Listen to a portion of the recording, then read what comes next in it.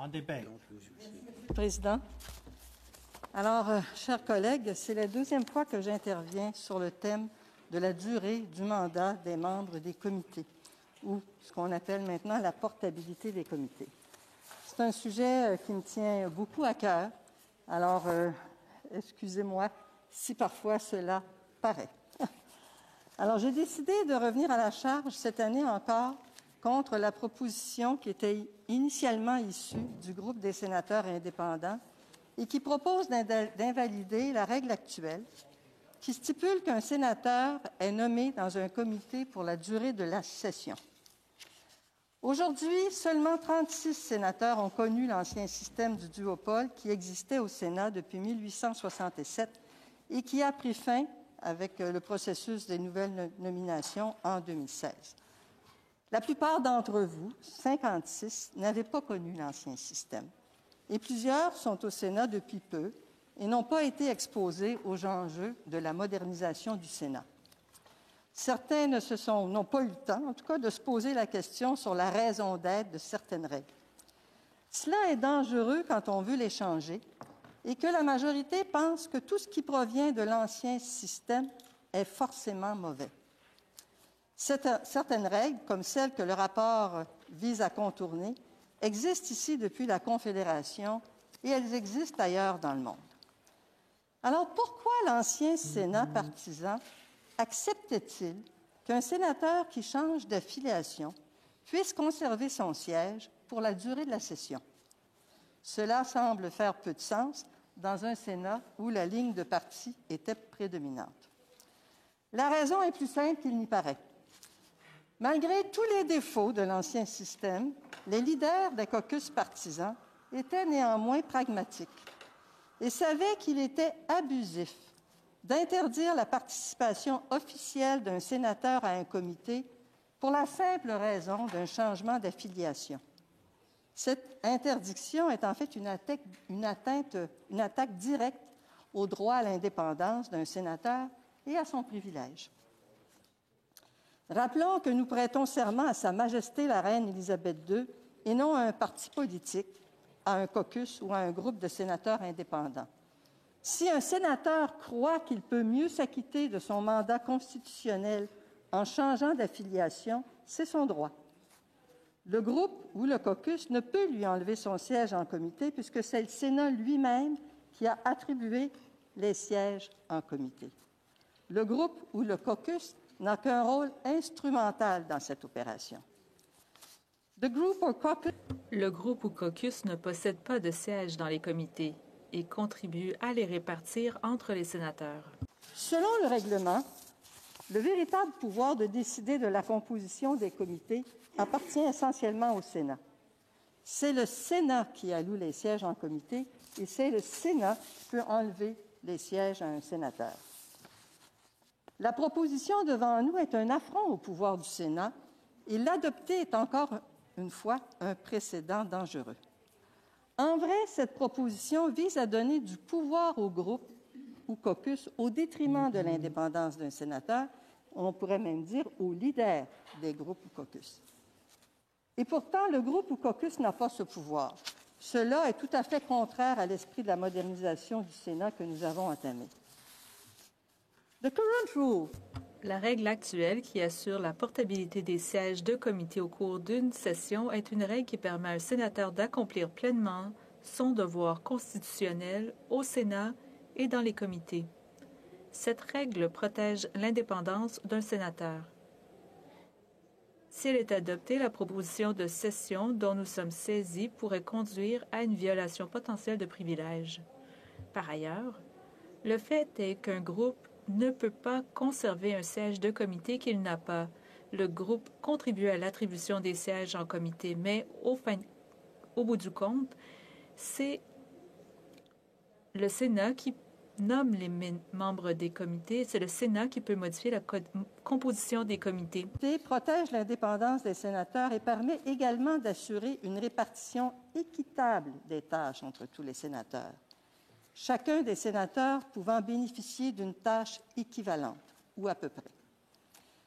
Dans le cas où cette règle se voit contournée, Certains sénateurs pourront voir leurs tâches augmenter parce qu'ils devront prendre sur leurs épaules la tâche des sénateurs qui pourront avoir laissé, et d'autres verront leurs tâches diminuer.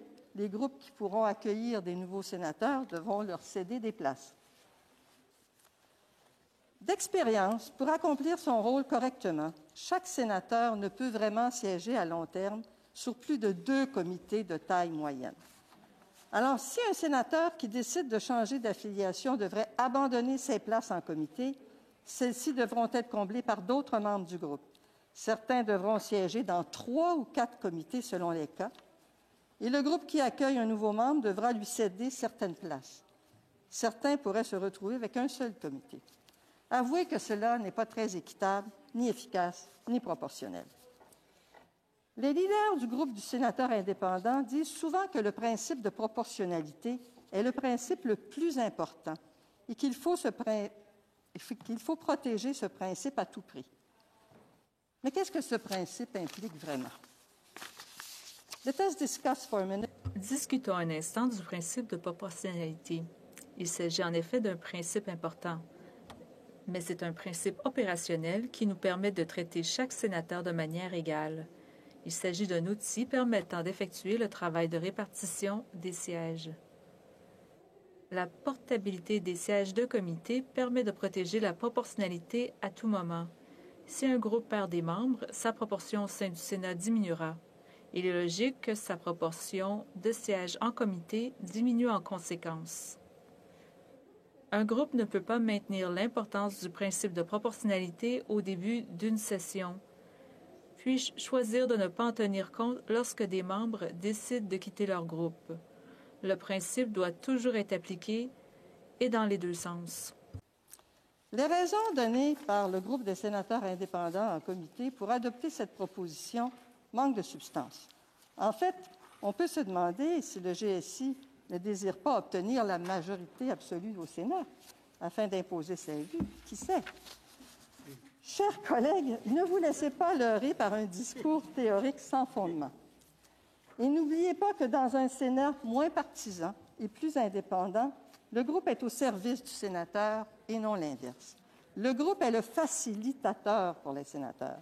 Quand le sénateur devient au service du groupe ou du caucus, il perd son indépendance. Par ailleurs, le règlement actuel protège le caucus ou le groupe lors d'un changement d'affiliation d'un sénateur. En effet, la règle 12-2, parenthèse 4, stipule qu'en cours de session, le comité de sélection peut proposer au Sénat des changements à la composition du comité. Cette règle permet au comité de sélection de proposer au Sénat de relever un sénateur de ses fonctions. Elle constitue une protection pour tout groupe ou caucus qui se sent lésé par le changement d'affiliation d'un sénateur. Et cette règle fonctionne très bien. Je le sais d'expérience. Je suis devenue indépendante au début de la 42e législature quand j'ai réalisé que l'opportunité de moderniser le Sénat était bien réelle. Je voulais y participer pleinement. Quand j'ai quitté le caucus conservateur, j'ai alors conservé mes sièges en comité. Cependant, le caucus conservateur a voulu reprendre le siège que j'avais au comité spécial sur la modernisation du Sénat. Il voulait y faire entendre sa voix et son vote plutôt que la mienne. Vous comprenez peut-être pourquoi. Une motion, alors, a donc été déposée au comité de sélection pour décider de me remplacer par l'ex-sénateur Tkachuk. Une motion a été déposée au comité de sélection qui a ensuite été entérinée par le Sénat à la suite de débats où l'ex-sénateur Pratt m'a chaudement défendu.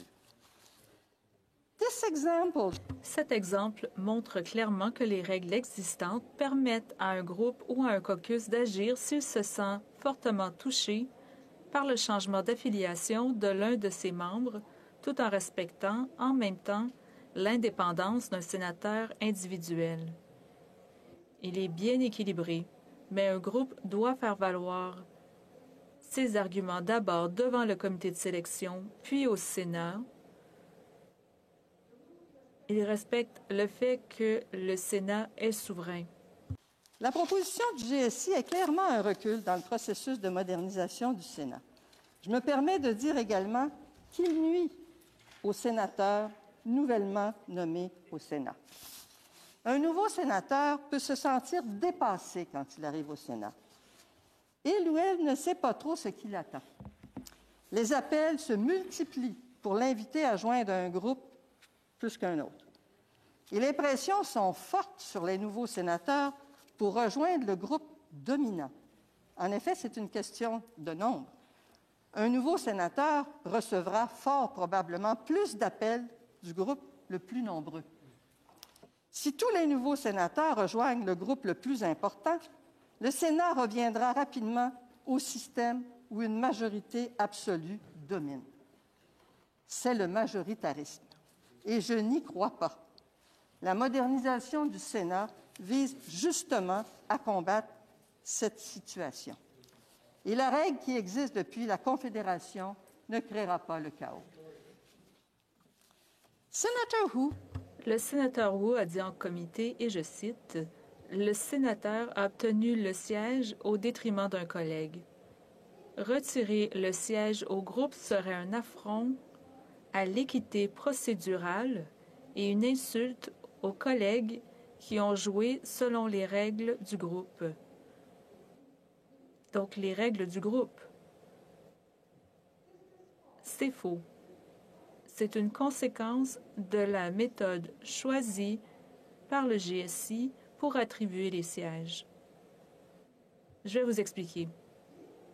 Étant sénatrice depuis septembre 2012, j'ai eu la chance de vivre le processus de sélection des membres des comités à de nombreuses reprises et avec différents groupes.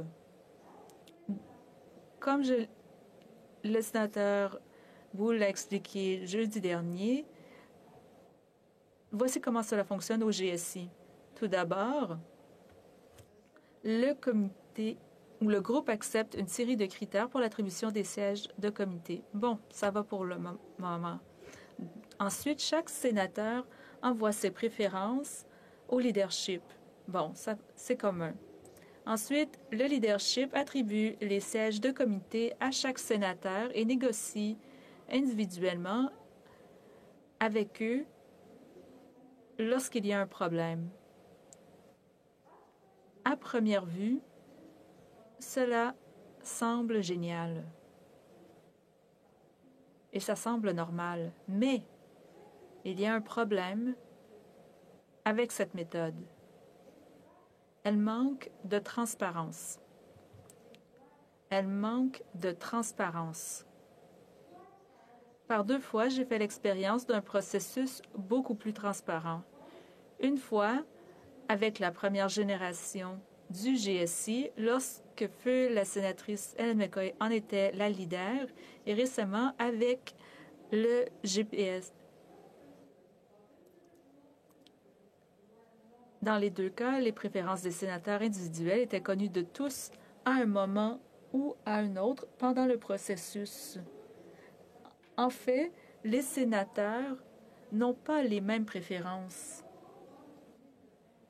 Ils ne veulent pas tous faire partie des mêmes comités. Dans la plupart des cas, les sénateurs peuvent obtenir leur premier et leur deuxième choix.